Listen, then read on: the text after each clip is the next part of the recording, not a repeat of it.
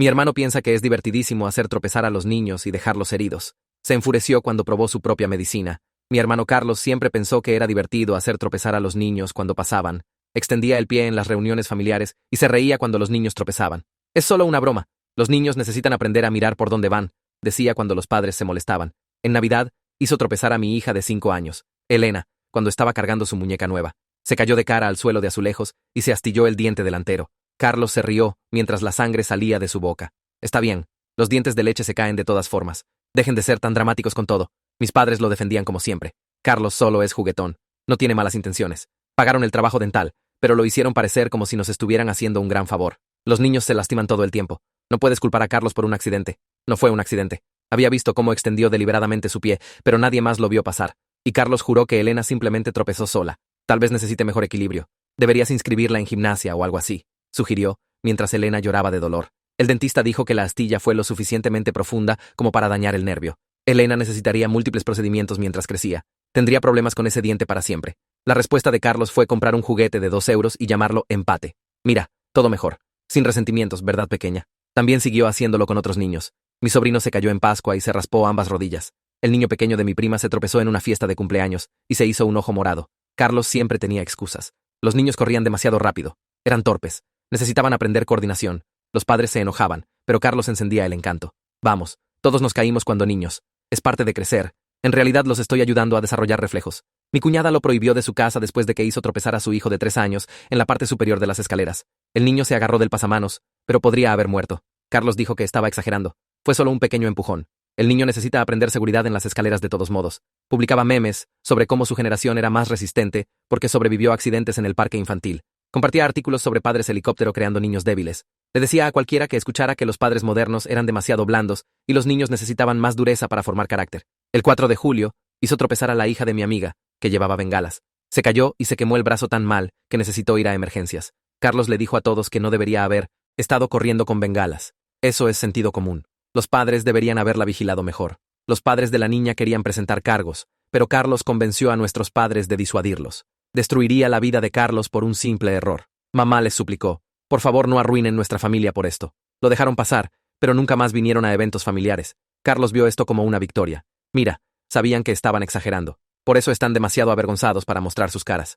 Más familia empezó a evitar reuniones donde estaría Carlos. Se quejaba de lo tensos que se habían vuelto todos. Nadie puede tomar una broma más. Todos están tan sensibles sobre sus bebés preciosos. Mi esposo quería cortar contacto completamente, pero nuestros padres nos hicieron sentir culpables. Carlos es tu único hermano. No puedes dejar que unos pocos percances destruyan su relación. La familia perdona a la familia. Entonces Carlos tuvo un hijo, Mateo. De repente, Carlos se convirtió en el padre más protector del mundo. Nadie podía ni caminar cerca de Mateo sin Carlos flotando alrededor. Hizo todo a prueba de niños 2 veces.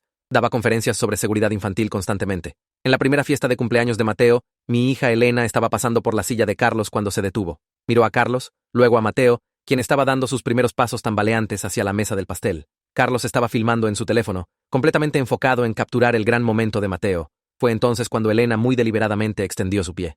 Mateo se cayó fuerte, de cara contra la esquina de la mesa de centro. El sonido fue horrible. Sangre por todas partes. Los gritos de Mateo eran diferentes a todo lo que había escuchado. Su nariz estaba obviamente rota, y sus dientes delanteros habían desaparecido. Carlos se volvió loco. Lo hizo a propósito. Todos lo vieron.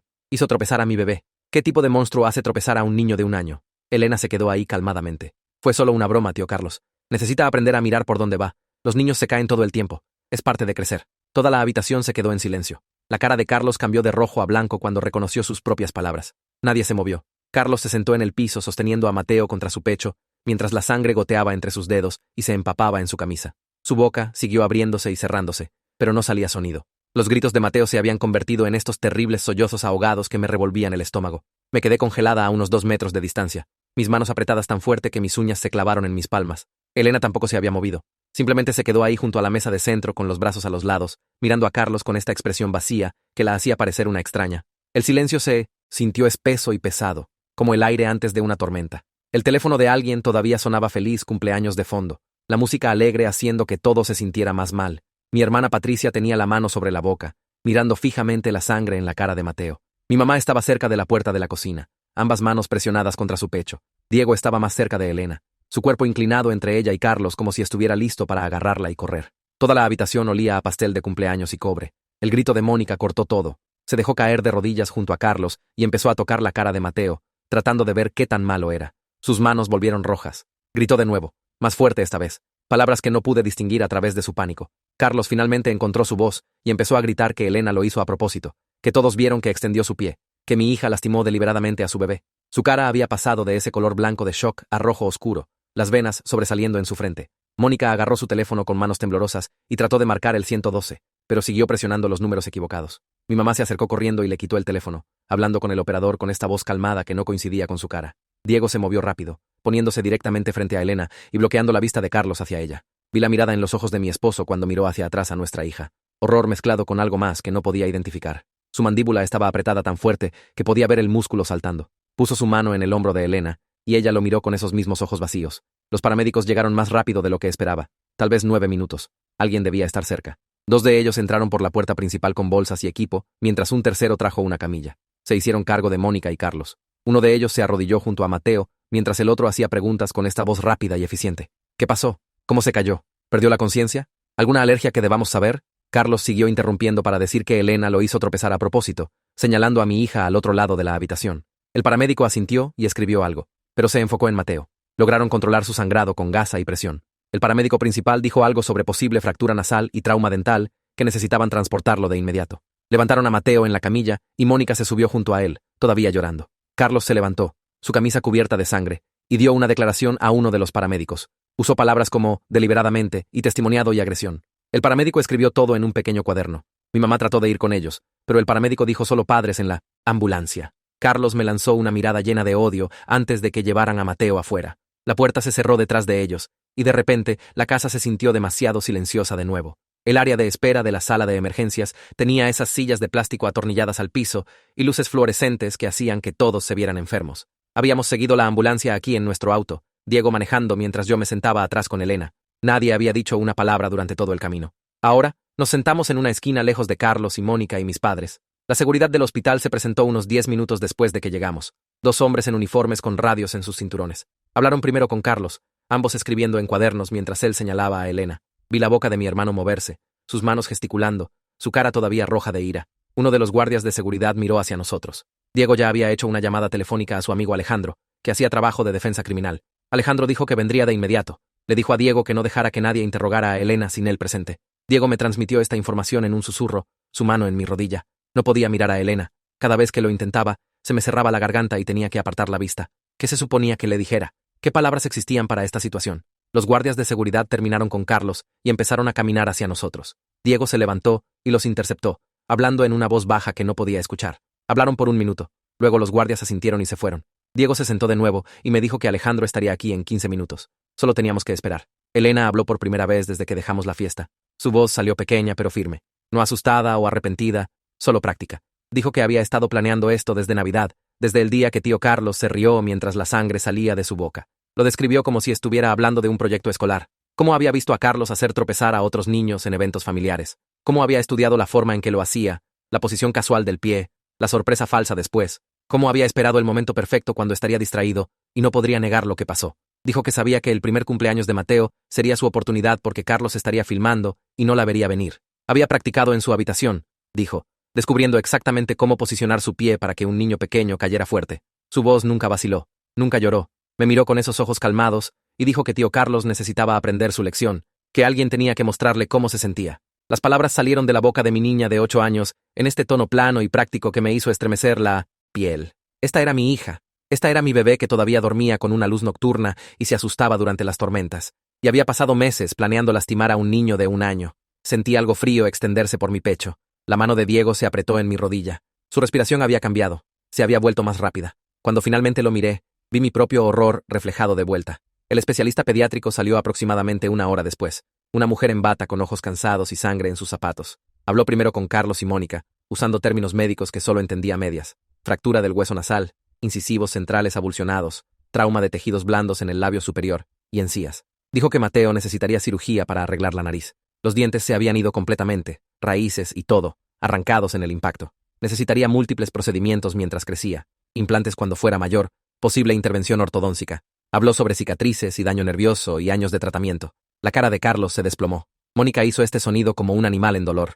Mi mamá empezó a llorar. Me senté allí sintiéndome como si fuera a vomitar. La especialista siguió hablando, explicando riesgos y cronogramas y referencias a otros doctores. Entonces Mónica se dio la vuelta y me miró. El odio en sus ojos me hizo físicamente apoyarme hacia atrás en mi silla. No dijo nada. No tenía que hacerlo. Su cara lo decía todo. Mi hija le hizo esto a su bebé. Mi hija destruyó la cara de Mateo. Mi hija se llevó su primer cumpleaños y lo reemplazó con trauma y cirugía y dolor.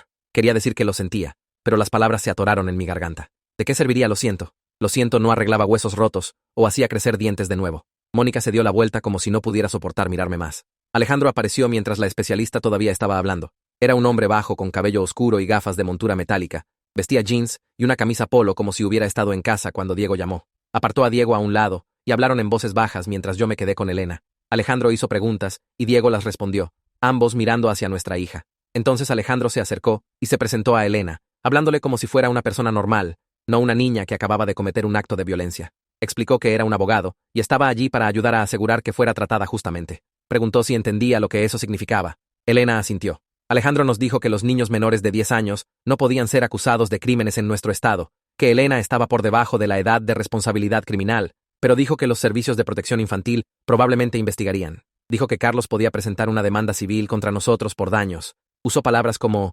responsabilidad y negligencia y exposición financiera. La realidad legal empezó a hundirse. No se trataba solo de lo que hizo Elena. Se trataba de lo que nos costaría. Cuentas del hospital y cirugías y abogados y posiblemente perder nuestra casa. Miré a Diego y lo vi haciendo la misma matemática en su cabeza. Su cara se había puesto pálida. Mis padres llegaron mientras Alejandro estaba explicando nuestra situación legal. Mi mamá se acercó corriendo como si fuera a abrazar a Elena, pero Diego se interpuso entre ellas. Mi papá se quedó atrás, pareciendo perdido. Mi mamá empezó a hablar inmediatamente. Su voz alta y rápida. Dijo que Elena era solo una niña, que los niños no entienden las consecuencias, que esto fue un accidente terrible. La palabra accidente hizo que algo se rompiera dentro de mí. Me levanté tan rápido que mi silla se arrastró hacia atrás. Le dije a mi mamá que parara. Me miró con sorpresa. Dije que Elena no estaba confundida y esto no fue un accidente. Dije que Elena entendía perfectamente porque había aprendido viéndolos defender a Carlos por años. Cada vez que Carlos lastimaba a un niño, ellos hacían excusas. Cada vez que un padre se molestaba, ellos lo suavizaban.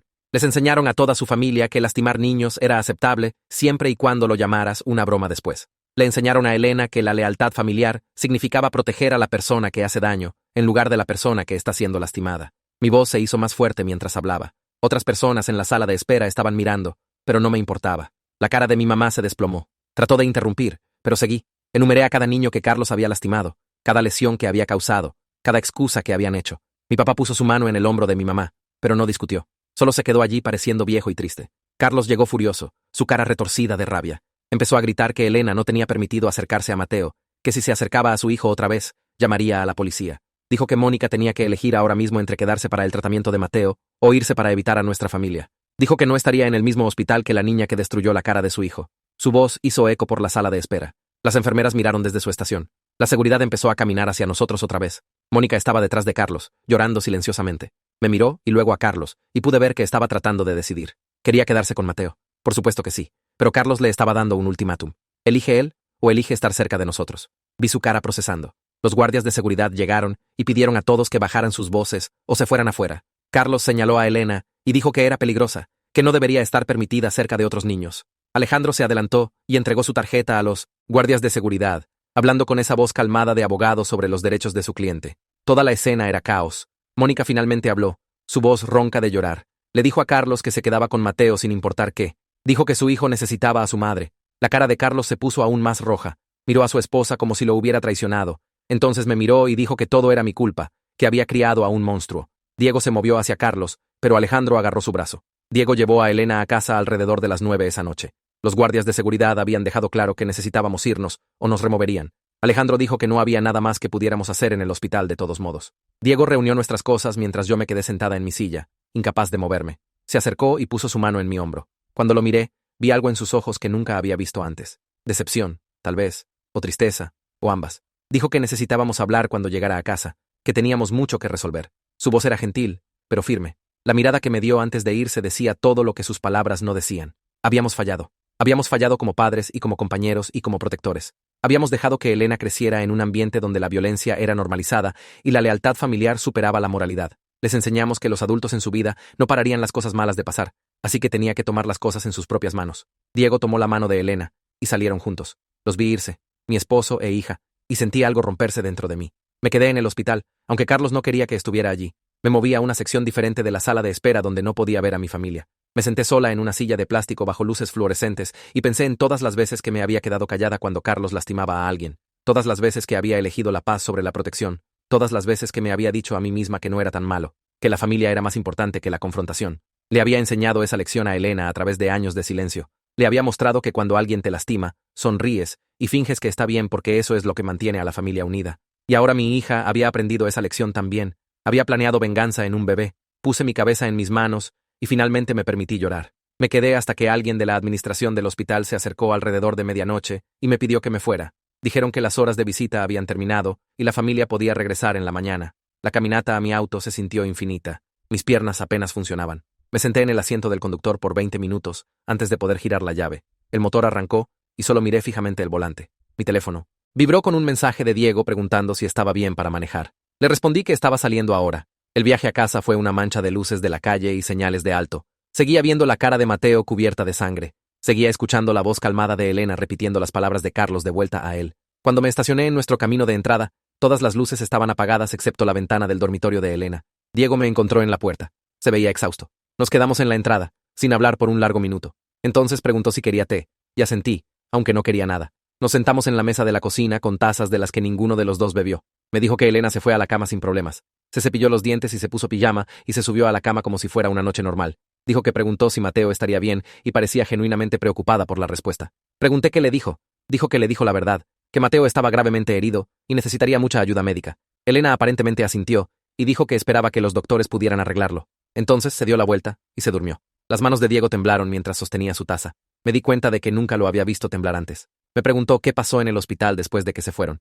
Le conté sobre el ultimátum de Carlos a Mónica. Le conté sobre los guardias de seguridad y el caos. Le conté sobre sentarme sola en una sala de espera diferente. Escuchó sin interrumpir. Cuando terminé, puso su taza y me miró directamente. Dijo que necesitábamos hablar sobre lo que viene después. Su voz era firme, pero podía escuchar la tensión debajo. Asentí de nuevo porque las palabras no venían. Dijo que había estado pensando en esto por horas mientras Elena dormía. Dijo que había querido cortar contacto con mi familia por años. Dijo que había visto a Carlos lastimar a nuestra hija y a otros niños, y nadie nunca lo detuvo. Dijo que había respetado mi lealtad a mi familia, pero ahora todo era diferente. Empecé a responder, pero levantó la mano. Me hizo una pregunta directa. Me preguntó si estaba orgullosa de lo que hizo Elena. La pregunta quedó colgando en el aire entre nosotros. Abrí la boca y no salió nada porque la respuesta honesta era complicada. Parte de mí estaba orgullosa. Parte de mí estaba horrorizada. Parte de mí pensaba que Carlos finalmente obtuvo lo que se merecía. Parte de mí estaba devastada de que mi hija de 8 años lastimara a un bebé. No podía reconciliar esos sentimientos en una respuesta. Diego observó mi cara y vi algo cambiar en su expresión. Decepción, tal vez, o resignación. Dijo que mi silencio también era una respuesta. Nos quedamos allí hasta casi las 2 de la mañana, no realmente hablando, solo existiendo en el mismo espacio con esta cosa enorme y terrible entre nosotros. Finalmente, dijo que deberíamos tratar de dormir. Ambos sabíamos que el sueño no vendría, pero hicimos los movimientos de todos modos. Revisé a Elena antes de ir a nuestro cuarto. Estaba acurrucada con su conejo de peluche, respirando lentamente, viéndose pacífica, viéndose como una niña normal que no había lastimado deliberadamente a un bebé ese día. El timbre sonó a las 8:30 la mañana siguiente. Había estado despierta desde las 6, mirando el techo. Diego respondió mientras yo todavía estaba en bata. Una mujer en ropa de negocios estaba en nuestro porche con una placa de aspecto oficial. Se presentó como investigadora de servicios de protección infantil. Dijo que necesitaba hablar con Elena sobre el incidente de ayer. Se me cayó el estómago. Diego preguntó si necesitábamos un abogado presente. La investigadora dijo que estaba bien, pero esto era solo una entrevista de evaluación inicial. Parecía calmada y profesional, no acusatoria, solo haciendo su trabajo. Subí a despertar a Elena mientras Diego mostró a la investigadora a nuestro salón. Elena ya estaba despierta, sentada en la cama leyendo un libro. Le dije que alguien necesitaba hacerle preguntas sobre lo que pasó en la fiesta de Mateo. Me miró con esos ojos claros de niña de 8 años y preguntó si estaba en problemas. Dije que no sabía. Dije que necesitaba decir la verdad. Asintió y se vistió sin quejarse. Bajamos juntas. La investigadora se sentó en nuestro sofá con un cuaderno. Le sonrió a Elena y dijo que solo quería entender lo que pasó ayer. Elena se sentó en el sillón frente a ella. Diego y yo nos sentamos en el sofá de 2 plazas. La investigadora pidió a Elena que describiera la fiesta con sus propias palabras. Elena empezó a hablar en esa misma voz calmada de ayer. Dijo que fue a la primera fiesta de cumpleaños de Mateo con sus padres. Dijo que tío Carlos estaba allí filmando a Mateo caminando. Dijo que se detuvo al lado de Mateo y extendió su pie cuando pasó. Dijo que Mateo se cayó y golpeó la mesa y se lastimó gravemente. La investigadora tomó notas. Preguntó por qué Elena hizo eso. Elena explicó sin dudarlo. Dijo que tío Carlos hace tropezar a los niños todo el tiempo. Dijo que la hizo tropezar en Navidad y se astilló el diente y todavía le duele a veces. Dijo que hizo tropezar a otros niños en otras fiestas y ellos también se lastimaron. Dijo que lo había estado viendo hacerlo por años. Dijo que esperó el momento correcto para enseñarle cómo se siente. La pluma de la investigadora dejó de moverse. Miró a Elena con esta expresión que no podía leer, preocupada, pero también algo más. Preguntó cuánto tiempo Elena había estado planeando esto. Elena lo pensó. Dijo desde Navidad. Dijo que sabía que tío Carlos nunca pararía a menos que alguien le mostrara cómo era. Dijo que los adultos siguieron haciendo excusas para él, así que decidió manejarlo ella misma. La investigadora preguntó si Elena entendía que Mateo era solo un bebé que no había hecho nada malo. Elena asintió. Dijo que se sentía mal de que Mateo se hubiera lastimado. Dijo que no quería lastimar a Mateo específicamente. Dijo que quería lastimar los sentimientos de tío Carlos, de la manera en que tío Carlos lastimó los suyos. Dijo que los bebés son pequeños, y se caen fácilmente igual que ella era pequeña, y se caía fácilmente cuando tío Carlos la hacía tropezar. La investigadora escribió más notas. Preguntó si Elena pensó en otras formas de resolver el problema. Elena dijo que le dijo a su mamá que tío Carlos era malo, pero nada cambió. Dijo que pensó en decirle a una maestra, pero solo pasaba en fiestas familiares. Dijo que pensó en no ir a fiestas familiares, pero sus abuelos estarían tristes. Dijo que hacer tropezar a Mateo parecía la única manera de hacer que tío Carlos entendiera. La expresión de la investigadora se volvió más preocupada con cada respuesta. Preguntó a Elena si haría algo así otra vez. Elena dijo que no, porque tío Carlos aprendió su lección ahora. Dijo que no quería lastimar a nadie más. Dijo que solo quería que tío Carlos dejara de hacer tropezar niños. La entrevista duró casi una hora. La investigadora preguntó sobre la escuela y amigos, y si Elena alguna vez se metía en peleas. Elena respondió todo honestamente. Tenía amigos. Le gustaba la escuela. Nunca había estado en una pelea.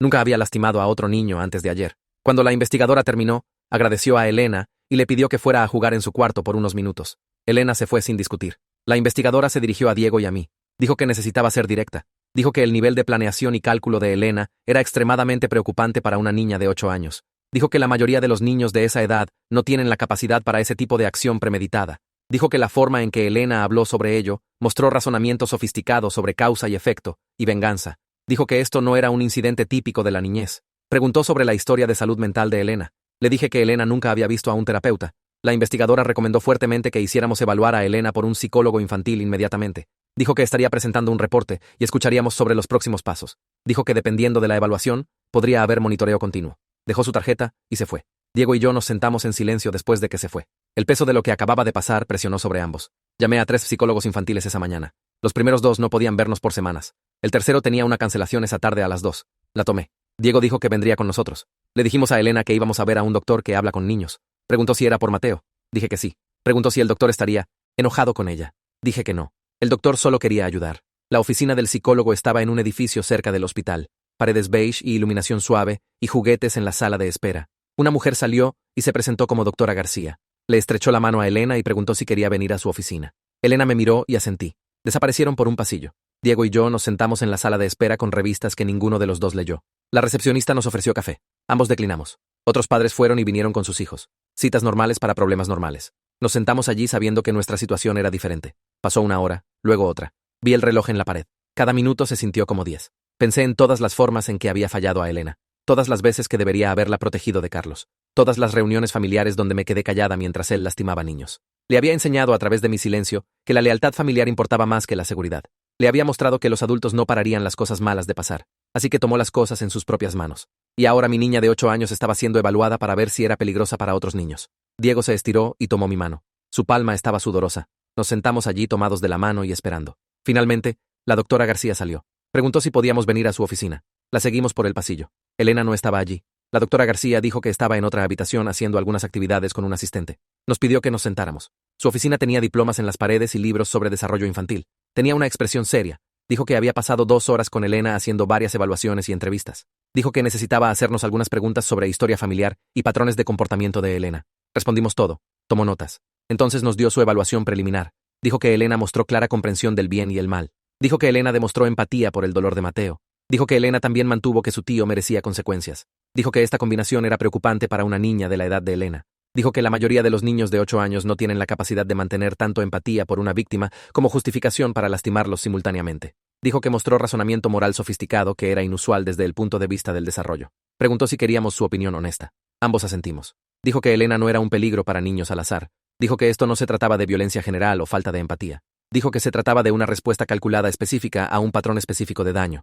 Dijo que Elena esencialmente se nombró a sí misma juez y verdugo, porque los adultos en su vida fallaron en proporcionar justicia. Dijo que ese tipo de pensamiento en una niña de 8 años era profundamente preocupante. Recomendó sesiones de terapia semanales por al menos 6 meses. Dijo que Elena necesitaba aprender formas más saludables de procesar la ira y buscar justicia. Dijo que Elena necesitaba entender que lastimar a otros nunca es aceptable, incluso cuando estás tratando de parar el daño. Dijo que nosotros como padres también necesitábamos terapia familiar, porque esto no pasó en el vacío. Dijo que permitir a miembros de la familia y quedarse callados sobre el abuso le enseñó a Elena que tenía que tomar acción ella misma. Sus palabras golpearon como golpes físicos. Tenía razón sobre todo. Programamos citas semanales empezando la próxima semana. Pagué a la recepcionista y recogí a Elena de la otra habitación. Preguntó si todo estaba bien. Dije que sí, aunque nada estaba bien. Manejamos a casa en silencio. Elena se durmió en el asiento trasero. Diego y yo no hablamos. Cuando llegamos a casa, Elena fue a su cuarto a jugar. Diego y yo nos quedamos en la cocina. Dijo que necesitábamos hablar esa noche después de que Elena se fuera a la cama. Su tono dejó claro que sería una conversación seria. Dije que estaba bien. Pasamos el resto del día haciendo gestos, haciendo cena, comiendo en la mesa, fingiendo que todo era normal. Elena parecía estar bien. Habló sobre su libro y preguntó si podíamos ir al parque este fin de semana. Dijimos tal vez. Después de la cena, se bañó y se preparó para la cama. Le leí un cuento. Se durmió rápidamente. Bajé donde Diego estaba esperando en la mesa de la cocina. Había servido 2 copas de vino. Me senté frente a él.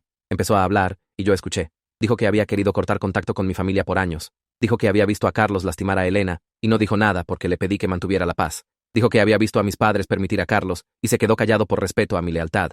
Dijo que había fallado como padre al no proteger a Elena de mi familia. Dijo que ayer cambió todo. Dijo que no podía fingir más, que la armonía familiar valía este costo. Me preguntó directamente si estaba orgullosa de lo que hizo Elena. La pregunta otra vez. Todavía no tenía una respuesta limpia. Dije que parte de mí estaba orgullosa. Dije que parte de mí pensaba que Carlos se lo merecía. Dije que parte de mí estaba horrorizada. Dije que no podía separar esos sentimientos. Diego asintió como si esperara esa respuesta. Dijo que ese era el problema. Dijo que había estado tan condicionada a proteger a mi familia que no podía condenar completamente lo que hizo Elena, aunque lastimó a un bebé. Dijo que mi inhabilidad para trazar una línea clara era exactamente por qué Elena pensaba que la violencia era aceptable. No estaba gritando, ni siquiera estaba enojado. Solo estaba triste y decepcionado, y eso era peor. Hablamos hasta medianoche. Hablamos sobre límites y familia y cómo seguir adelante. Hablamos sobre lo que le debíamos a Elena versus lo que les debíamos a mis padres. Hablamos sobre si nuestro matrimonio podía sobrevivir esto. Esa última parte me asustó más. Diego dijo que me amaba, pero no sabía si podía perdonarme por poner a Elena en peligro por años. Dije que no sabía si podía perdonarme a mí misma. Nos fuimos a la cama sin resolución. Solo 2 personas que habían fallado a su hija de diferentes maneras, tratando de averiguar cómo hacerlo mejor. La mañana siguiente, me desperté con las palabras de Diego todavía corriendo por mi cabeza. Habíamos fallado a Elena. Habíamos puesto la paz familiar sobre su seguridad. Hice café y me senté en la mesa de la cocina mirando mi teléfono. 3 llamadas perdidas de mi madre. 2 mensajes de Carlos llamándome nombres horribles. Un mensaje de Patricia preguntando si estaba bien. Borré los mensajes de Carlos sin leerlos completamente. Las palabras que capturé fueron suficientes. Monstruo. Madre terrible. Arruinar su vida. Estaba a punto de poner mi teléfono cuando vibró otra vez. Número desconocido. Casi lo ignoré, pero algo me hizo contestar. Una voz masculina preguntó si esta era la hermana de Carlos. Dije que sí. Se presentó como Ricardo. El nombre me tomó un segundo ubicar. Entonces recordé Pascua. Su hijo se cayó y se raspó ambas rodillas. Carlos se había reído sobre niños torpes necesitando mejor coordinación. Ricardo dijo que escuchó sobre lo que pasó en la fiesta de Mateo. Dijo que necesitaba decirme algo. Su voz tembló mientras hablaba. Dijo que ese día de Pascua, cuando su hijo se cayó, vio todo. Vio a Carlos extender su pie deliberadamente. Vio a su niño de 3 años caer fuerte en el patio de concreto. Dijo que estaba a punto de llamar a la policía allí mismo. Tenía su teléfono en la mano listo para marcar. Entonces mi madre lo encontró. Le rogó que no arruinara la vida de Carlos por un accidente. Lloró y dijo que Carlos estaba pasando por un momento difícil en el trabajo.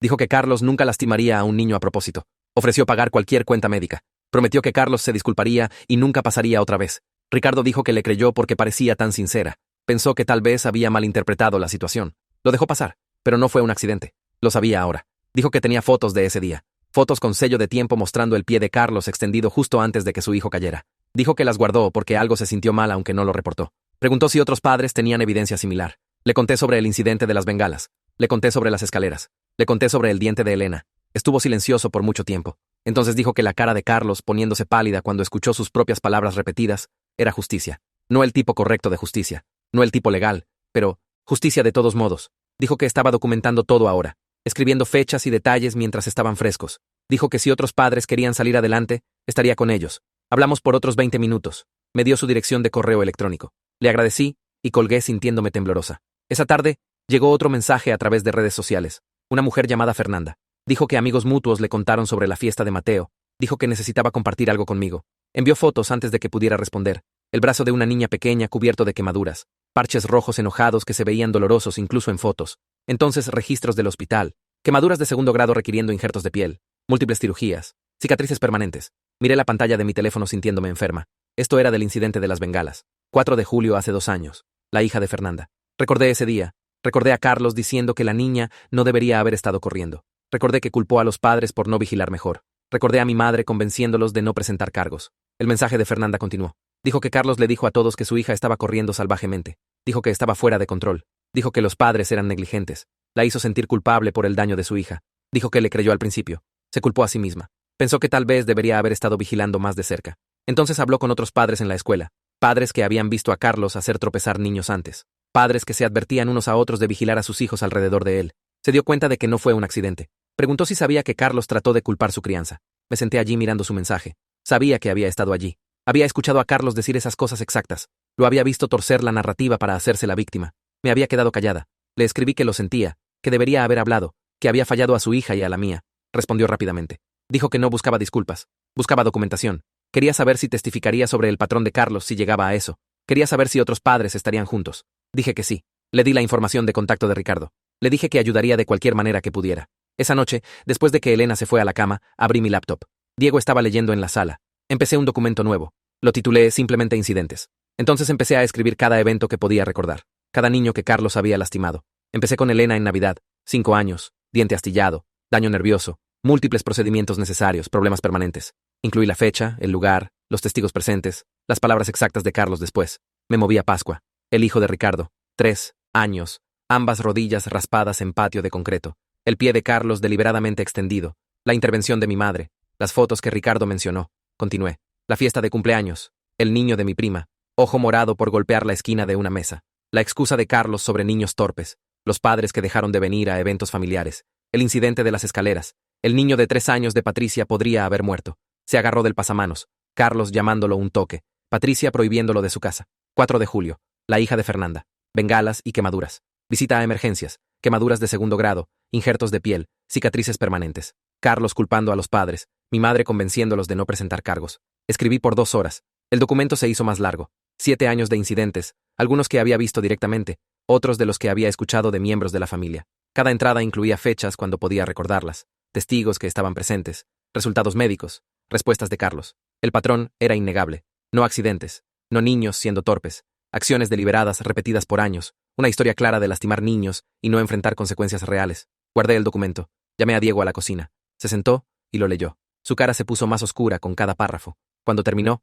me miró. Preguntó por qué seguí llevando a Elena a eventos donde Carlos estaba presente. La pregunta golpeó como un golpe físico. No tenía una buena respuesta. Dije que eran familia. Las palabras sonaron huecas incluso mientras las decía. Diego preguntó si la familia valía esto. Valía 7 años de niños lastimándose. Valía Elena aprendiendo que la violencia era aceptable. Valía la cara rota de Mateo. No pude responder. Tenía razón. La familia no valía esto. Nunca lo había valido. 2 días después, la investigadora de CPS llamó. Quería actualizarme sobre su evaluación. Dijo que había entrevistado a Carlos esa mañana. Pregunté cómo fue. Pausó antes de responder. Dijo profesionalmente no podía compartir detalles. Entonces dijo, fuera del registro, la falta de autoconciencia de Carlos fue notable. Dijo que pasó toda la sesión enfurecido sobre Elena siendo peligrosa. Habló sobre presentar cargos. Habló sobre cómo los niños violentos necesitaban ser controlados. Describió a Elena como calculadora y cruel. La investigadora preguntó sobre su propia historia con niños. Se negó a discutirla. Dijo que era irrelevante. Dijo que la gente mentía sobre él. Dijo que los padres inventaban historias porque estaban celosos o tenían rencores. La investigadora dijo que nunca había visto a alguien tan completamente incapaz de ver su propio comportamiento.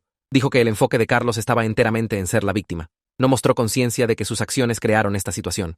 Dijo que su preocupación ahora no era solo sobre Elena. Estaba preocupada por la seguridad de Mateo. Un padre que no puede reconocer su propio patrón de lastimar niños podría no proteger a su hijo apropiadamente. Dijo que estaba recomendando monitoreo continuo. Le agradecí y colgué. Parte de mí sintió alivio de que alguien oficial viera a través de Carlos. Parte de mí se sintió culpable de que Mateo pudiera sufrir por las acciones de mi hija. Al día siguiente, Patricia llamó. Dijo que Mónica se había mudado, empacó a Mateo y se fue a quedarse con sus padres. Le dijo a Carlos que necesitaba tiempo para procesar todo lo que estaba aprendiendo sobre su pasado. Patricia dijo que Mónica estaba haciendo preguntas, hablando con otros padres, leyendo viejas publicaciones en redes sociales donde Carlos se jactaba de que los niños necesitaban tratamiento más duro. Estaba viendo a su esposo claramente por primera vez. Patricia dijo que Mónica se veía devastada, como si todo su matrimonio fuera una mentira. Sentí alivio culpable lavarme encima. Alivio de que Mónica estuviera protegiendo a Mateo. Alivio de que finalmente estuviera viendo lo que Carlos realmente era. Pero culpa porque la violencia de mi hija rompió su familia. Culpa porque un bebé se lastimó. Culpa porque esto podría haberse prevenido años atrás si hubiera sido lo suficientemente valiente para enfrentarme a Carlos y a mis padres. Patricia dijo que Mónica quería hablar conmigo eventualmente. No ahora, pero cuando estuviera lista. Tenía preguntas sobre la historia de Carlos. Quería saber todo. Dije que hablaría con ella cuando estuviera lista. Le debía al menos eso. Esa noche, Elena entró a la cocina mientras yo hacía cena. Se quedó en la puerta viéndome cortar verduras. Entonces preguntó si estaba enojada con ella por lastimar a Mateo. La pregunta me congeló. Puse el cuchillo. Miré a mi hija, 8 años, cabello oscuro recogido en una coleta, su diente delantero astillado visible cuando hablaba. Luché por encontrar palabras. Quería decir sí. Quería decir que lastimar a un bebé estaba mal sin importar qué, pero también entendía por qué lo hizo. Entendía la ira que se acumuló viendo al tío Carlos lastimar niños y salirse con la suya. Entendía sentirse impotente cuando los adultos no te protegerían. Me senté en la mesa de la cocina. Le dije a Elena que se sentara conmigo. Se subió a la silla frente a mí. Respiré profundo. Le dije que lastimar bebés siempre está mal, incluso cuando estás enojada con sus padres, incluso cuando sus padres merecen consecuencias. Mateo no había hecho nada malo. Era solo un bebé dando sus primeros pasos. Asintió lentamente. Entonces le dije que la había fallado. Fallé en protegerla del tío Carlos años atrás. Debería haber dejado de llevarla a eventos familiares donde Carlos estaba presente. Debería haberme enfrentado a él cuando la lastimó. Debería haber creído que su seguridad era más importante que la paz familiar. Le dije que lo que hizo estaba mal, pero entendía por qué lo hizo. Había aprendido viendo a nuestra familia que la violencia era aceptable si tenías buenas razones. Había aprendido que los adultos no la protegerían, así que tenía que protegerse a sí misma. Esas fueron las lecciones equivocadas, y se las enseñé quedándome callada. Los ojos de Elena se llenaron de lágrimas. Dijo que solo quería que el tío Carlos dejara de lastimar niños. Dijo que pensó que si sentía como era, entendería. Dijo que lamentaba que Mateo se hubiera lastimado. La abracé. Nos sentamos allí llorando juntas. 2 personas que habían hecho elecciones terribles tratando de averiguar cómo hacerlo mejor. 3 días después, mi madre llamó. Dijo que necesitábamos tener una intervención familiar formal. Había contratado a un mediador profesional. Dijo que todos necesitaban seguir adelante por el bien de la unidad familiar. Dijo que esto había durado demasiado. Pregunté si Carlos estaría allí. Dijo que sí. Pregunté si sabía que Elena estaría allí. Dudó. Dijo que Carlos se negaba a asistir si Elena estaba presente. Le dije a mi madre que llevaríamos a Elena de todos modos. Merecía enfrentar lo que sus acciones causaron. Necesitaba ver las consecuencias completas. Mi madre empezó a discutir. Dijo que no era apropiado. Dijo que Elena era demasiado joven. Dijo que sería demasiado traumático. La interrumpí. Le dije que Elena era lo suficientemente mayor para planear venganza. Era lo suficientemente mayor para enfrentar los resultados. Mi madre se quedó callada. Entonces dijo, está bien. Me dio la fecha y dirección. Un lugar neutral. Una oficina de terapeuta en el centro. Sábado por la tarde. Colgué y le dije a Diego. Se veía preocupado. Preguntó si estaba segura sobre llevar a Elena. Dije que no, pero lo estaba haciendo de todos modos. El sábado llegó demasiado rápido. Manejamos al centro en silencio. Elena se sentó en el asiento trasero viéndose nerviosa. Preguntó qué pasaría en la reunión. Le dije honestamente que no sabía. Todos hablaríamos sobre lo que pasó. Trataríamos de averiguar cómo seguir adelante. Preguntó si el tío Carlos le gritaría. Dije probablemente. Asintió y miró por la ventana. Nos estacionamos y caminamos al edificio. La oficina del terapeuta estaba en el 3er piso. Colores neutros, sillas cómodas acomodadas en círculo, una caja de pañuelos en la mesa lateral. La mediadora se presentó. Mujer profesional en sus 40. Voz calmada. Explicó las reglas básicas. Todos pueden hablar. No interrumpir. No insultar. Enfocarse en seguir adelante. No asignar culpa. Mis padres llegaron después. Mi madre me abrazó rígidamente. Mi padre asintió a Diego. Ambos miraron a Elena, pero no dijeron nada. Entonces Carlos entró. Su cara se puso roja cuando vio a Elena. Empezó a gritar inmediatamente. Dijo que les dijo que ella no podía estar aquí. Dijo que esto era inaceptable. Dijo que se iba. La mediadora intervino. Le pidió a Carlos que se sentara. Le recordó que este era un espacio seguro para todos. Dijo que Elena tenía tanto derecho a estar aquí como cualquiera. Carlos se sentó, pero siguió mirando fijamente a Elena. Patricia llegó última. Se sentó junto a mí y apretó mi mano. La mediadora empezó la sesión. Le pidió a Carlos que compartiera sus sentimientos sobre lo que pasó. Carlos se lanzó en una diatriba. Habló sobre la nariz rota de su hijo, sus dientes faltantes, las cirugías por delante, el daño permanente. Habló sobre Elena siendo violenta y peligrosa. Dijo que necesitaba estar en detención juvenil. Dijo que nuestra familia crió a un monstruo. Siguió por 10 minutos. La mediadora finalmente lo paró. Le preguntó a Elena si quería responder. Elena se veía pequeña en su silla, pero su voz era firme. Dijo que lamentaba que Mateo se hubiera lastimado. Dijo que deseaba haber encontrado una forma diferente, pero dijo que el tío Carlos necesitaba aprender su lección. Dijo que había estado lastimando niños por años y nadie lo detuvo. Su compostura calmada pareció hacer a Carlos más enojado. Empezó a gritar otra vez, insultándola, diciendo que era malvada. La mediadora tuvo que alzar la voz para recuperar el control. Entonces Patricia habló. Le preguntó a Carlos directamente cuántos niños había hecho tropezar a lo largo de los años. Carlos dijo que eso era irrelevante. Patricia dijo que era completamente relevante. Empezó a enumerar nombres y fechas. Su hijo en las escaleras, 3 años. Podría haber muerto. El hijo de Ricardo en Pascua. Rodillas raspadas en concreto. La hija de Fernanda con las bengalas. Quemaduras de 2º grado. Injertos de piel. El niño de mi prima con el ojo morado. Elena con el diente astillado y daño nervioso. Repasó toda la lista. Carlos trató de interrumpir, pero Patricia siguió. La expresión de la mediadora cambió mientras escuchaba. Miró a Carlos de manera diferente ahora. Preguntó si todo esto era verdad. Carlos dijo que todo estaba exagerado. Dijo que los niños se caen. Dijo que los accidentes pasan. La mediadora preguntó si alguna vez hizo tropezar niños deliberadamente. Carlos dijo que no. Entonces dijo, tal vez una o dos veces como broma. Entonces dijo que necesitaban aprender coordinación. Su historia siguió cambiando. La cara de la mediadora se puso más dura. Mi madre saltó tratando de defender a Carlos. Dijo que nunca tuvo intención de daño serio. Dijo que solo era juguetón.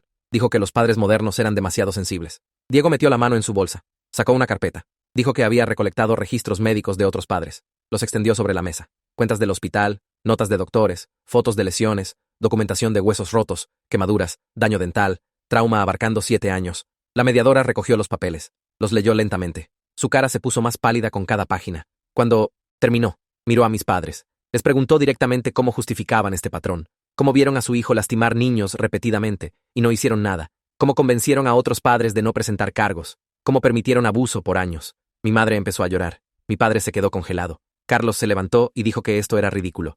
Dijo que todos se estaban aliando contra él. Dijo que su hijo era la víctima real aquí. La mediadora le pidió que se sentara. Carlos se negó. Se fue. Hasta es como me fue. Ahora quiero escuchar cómo lo ves. Deja tus pensamientos en los comentarios. Los estaré revisando más tarde. La historia completa está en mi canal y enlazada abajo. Así es como me fue. Ahora quiero escuchar cómo lo ves. Deja tus pensamientos en los comentarios. Los estaré revisando más tarde. R.